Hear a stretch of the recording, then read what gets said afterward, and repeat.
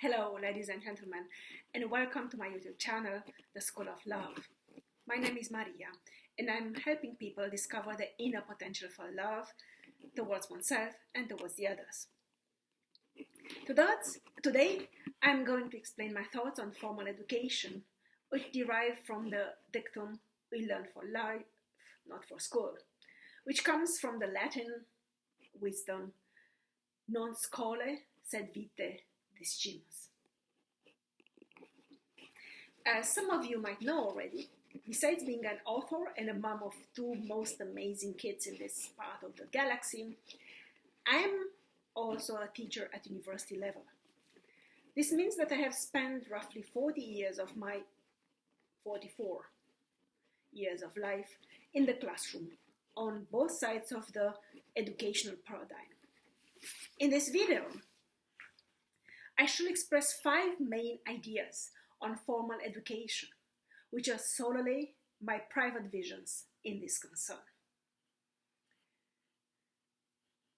Idea number 1. Formal education is not about acquiring certificates or diplomas, but about learning how to learn after the formal education has ended, regardless of the last degree. Formal education is a rigid system which was created more than 200 years ago in order to accommodate as many pupils as possible in the rapidly developing Western world. By Western world, I mean Europe, more particularly Western Europe and North America. From those geographical areas, it was then imported to other regions such as Asia, Africa, South America by those nations who were striving to emulate Western nations, which were regarded as civilized, progressive, and innovative. Nevertheless, formal education from kindergarten to university or college is normative and does not take into account individual preferences, peculiarities, proclivities. There are some alternative visions to classical education, such as Montessori, Waldorf, and others. But even those adhering to these alternative models of formal education must deal with groups of mini-humans, which means that they must find a common denominator in their approach. This is why it is crucial for each young human to discover as soon as possible, if or when possible, under the protective, instructive guidance of the parents, one's own style of learning and one's own interests, weaknesses and strengths, and to pursue continuously in deepening this sense of a permanent discovery and improvement of the self. Idea number 2.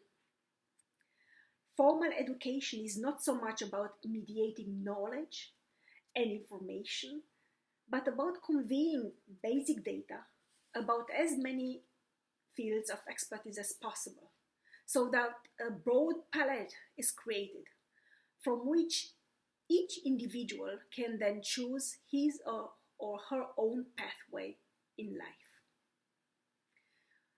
This is as important as number 1. There are many voices who assert that children learn way too many things which they do not need later in life, or disciplines which are not relevant or not relevant anymore. What these advocates of reform do not seem to get is that the fundamental role of the formal education is to deliver as much data about the past as possible, while opening avenues for the future and opening the children's eyes and souls for the present. Without the past, there is no future. Without grasping the miracles and the dangers and the animosities of the present, there is no future.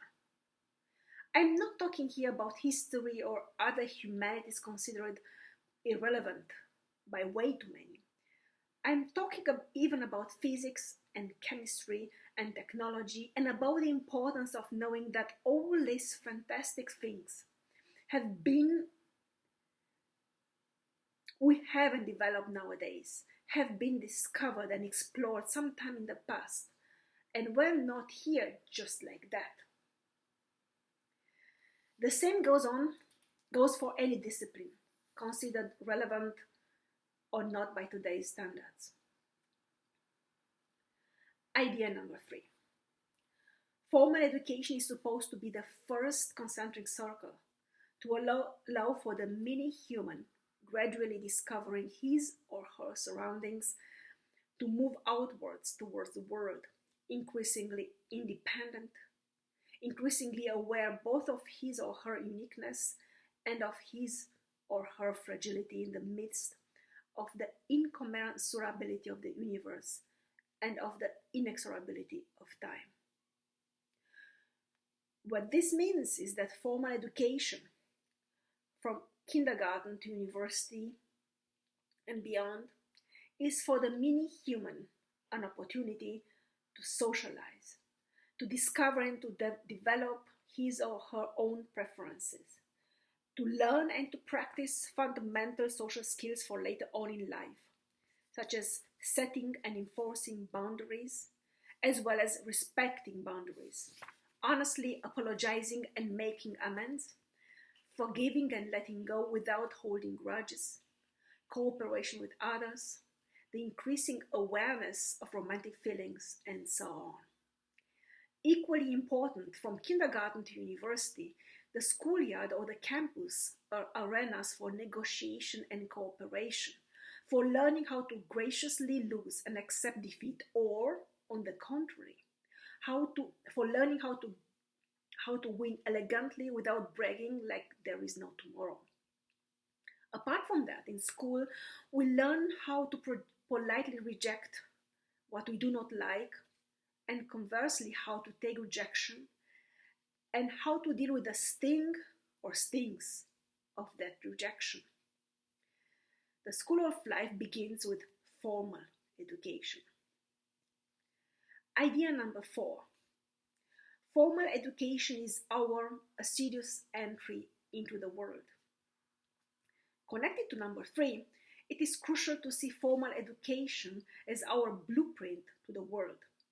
It is, if you want, a parallel to the more often than not enclosed world of the family of origin, and for many people, myself included, it was a life-saving institution.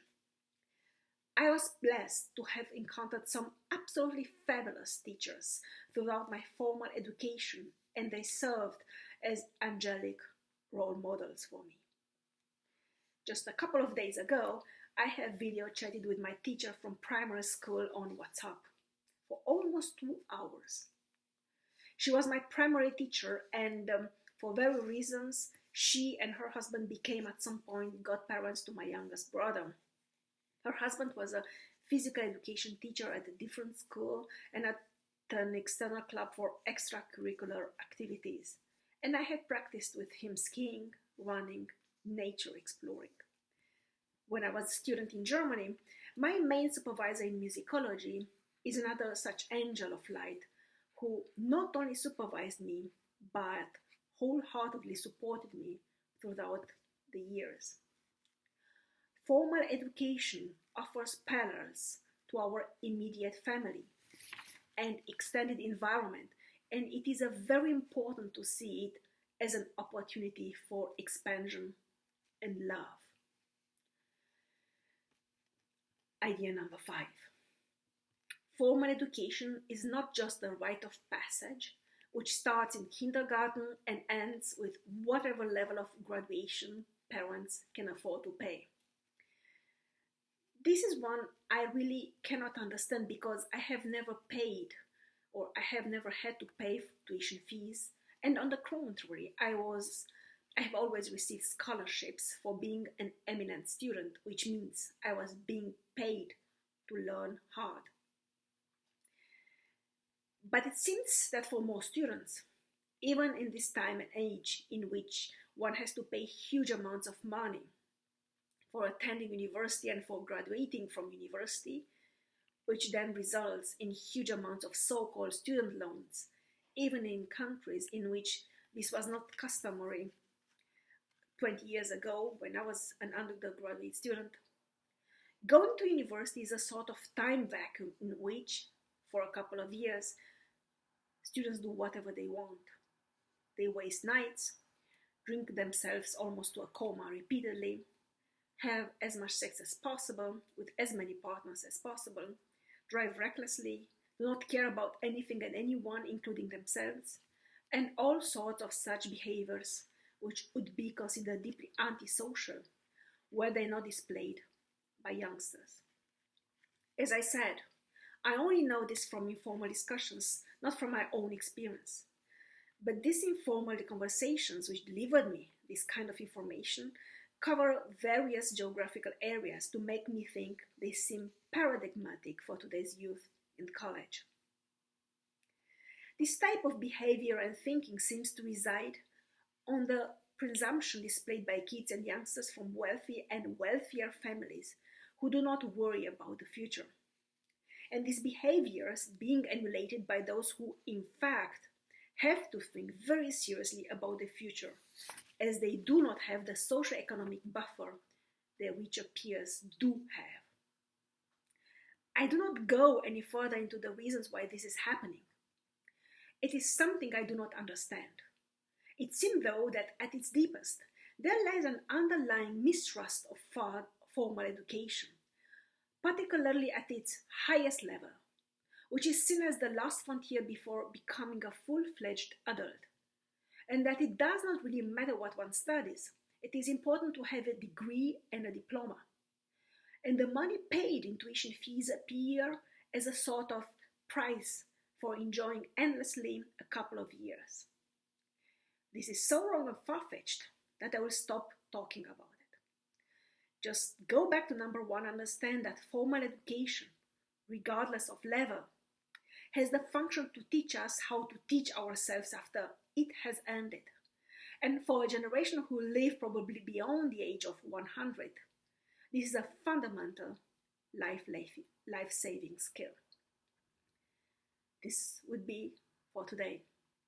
Thank you for joining me in this video, and I'm looking forward to seeing you again very soon. Love and peace to you all.